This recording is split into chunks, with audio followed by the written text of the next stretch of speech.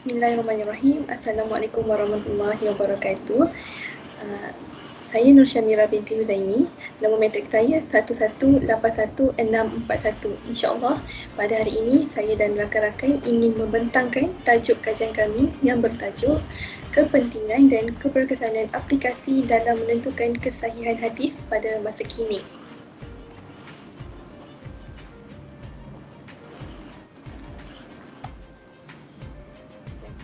Pendahuluan tajuk kajian kami ialah penggunaan teknologi maklumat dan komunikasi ICT telah menjadi wadah baru yang sangat penting dalam setiap aspek pendidikan hari ini.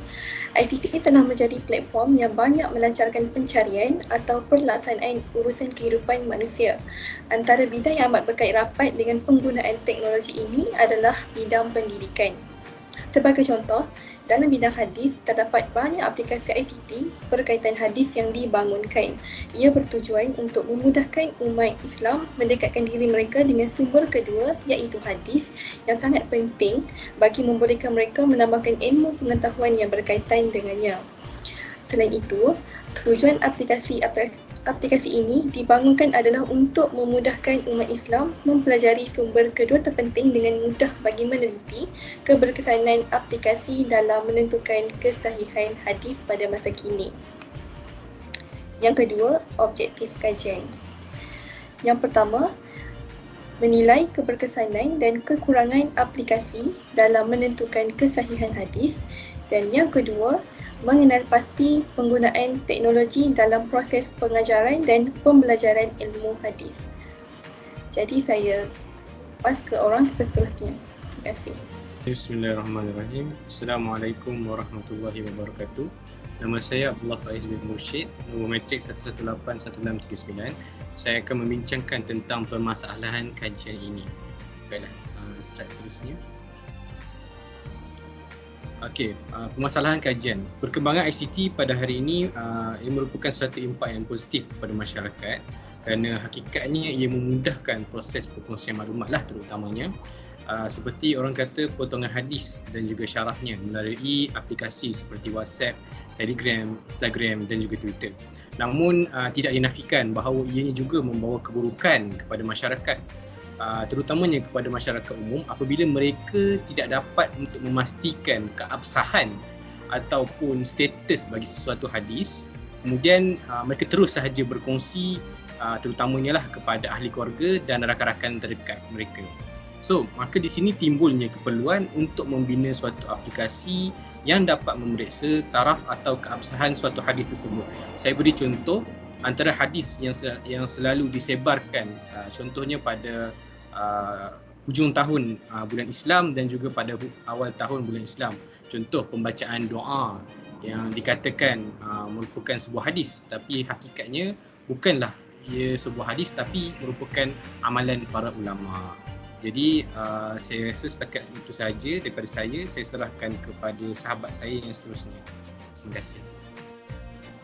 Assalamualaikum warahmatullahi wabarakatuh. Nama saya Nur Syakinah binti Nur Abdi. Nombor matrik 1181652.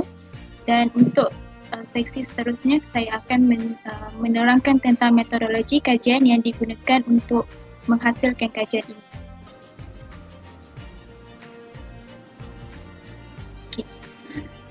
Seperti yang kita tahu, metodologi atau kaedah penulisan merupakan antara elemen penting dalam menyediakan ataupun menghasilkan sebuah penyelidikan yang komprehensif dan relevan. Bagi menghasilkan kajian ini, kami telah menggunakan penyelidikan berbentuk teknik reka bentuk kualitatif yang dilihat sesuai untuk menjawab segala persoalan dan permasalahan yang dinyatakan. Justeru kami juga menggunakan metod pengumpulan data melalui kajian perpustakaan, pemerhatian dan temu bual secara maya bersama beberapa orang pensyarah Universiti Sains Islam Malaysia yang arif dalam bidang pengajian hadis serta penggunaan aplikasi pada masa kini. Justeru untuk mendapatkan maklumat yang lebih komprehensif, kami juga memanfaatkan sumber daripada artikel ilmiah yang diterbitkan serta pangkalan data dalam talian yang boleh dipercayai. Contohnya penggunaan Google Scholar, USIM ProQuest, USIM Apps Co-host, Journal of Ma'alim, Al-Quran was Sunnah dan sebagainya. Untuk membantu kami dalam mengumpul dan meneliti bahan rujukan dan maklumat yang relevan dengan topik penyelidikan semasa. Itu sahaja daripada saya. Okay, Assalamualaikum warahmatullahi wabarakatuh. Nama saya Nurhan Syuhada binti Nawi, nombor matrik 1181640. Okey, seterusnya saya akan menerangkan tentang dapatan kajian dan perbincangan. Slide seterusnya. Okey, dapatan kajian yang pertama ialah penggunaan teknologi dalam proses pengajaran dan pembelajaran ilmu hadis. Hasil kajian mendapati bahawa penggunaan aplikasi teknologi seperti Maktabah Asyamilah, Ad-Durrah As-Saniyah, Kutub As-Sittah dalam menilai kesahihan sesebuah hadis adalah sangat penting, khususnya dalam proses pengajaran dan pembelajaran ilmu hadis. Kebanyakan pengkaji berpendapat bahawa aplikasi atau laman web tersebut telah terbukti berkesan dan bermanfaat dalam pengajian ilmu hadis. Kerana aplikasi ini akan menjelaskan hukum hadis dengan lebih terperinci, menyenaraikan sanad dan mata tertentu dan menyediakan rujukan yang luas kepada pengkaji hadis semasa. Oleh itu, penggunaan teknologi sebegini sebagai bahan rujukan merupakan salah satu inisiatif tambahan terbaik untuk masyarakat, para pelajar dan ahli akademik. Okey, seterusnya. Okey, dapatan kajian yang kedua ialah keberkesanan aplikasi dalam menilai dan menentukan kesahihan sesuatu hadis.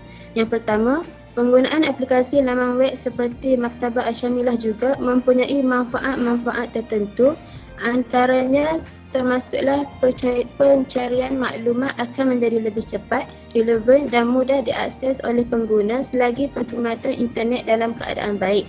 Seterusnya, penggunaan aplikasi sebegini dalam membantu mentakhrij dan menilai kesahihan sesuatu hadis terbukti dapat menjimatkan masa, kos dan tenaga seseorang berbanding membuat kajian secara manual melalui kitab-kitab fizikal yang sedia ada. Seterusnya. Okey, dapatan kajian yang terakhir ialah kekurangan aplikasi Maktabah Syamilah dalam menentukan kesahihan hadis. Proses ini memerlukan kepada capaian internet yang mana hal ini melibatkan rangkaian yang perlu diakses. Ada juga yang menyatakan bahawa proses carian digital ini mengakibatkan kurang penghayatan dalam carian hadis dan ia juga tidak menyediakan maklumat cetakan pada rujukan sumber hadis seperti tempat, tarikh serta penerbit cetakan tersebut pada tingkap yang sama. Hal sebegini agak mengganggu carian kerana pengguna terpaksa meneliti maklumat cetakan satu persatu dalam satu senarai yang panjang.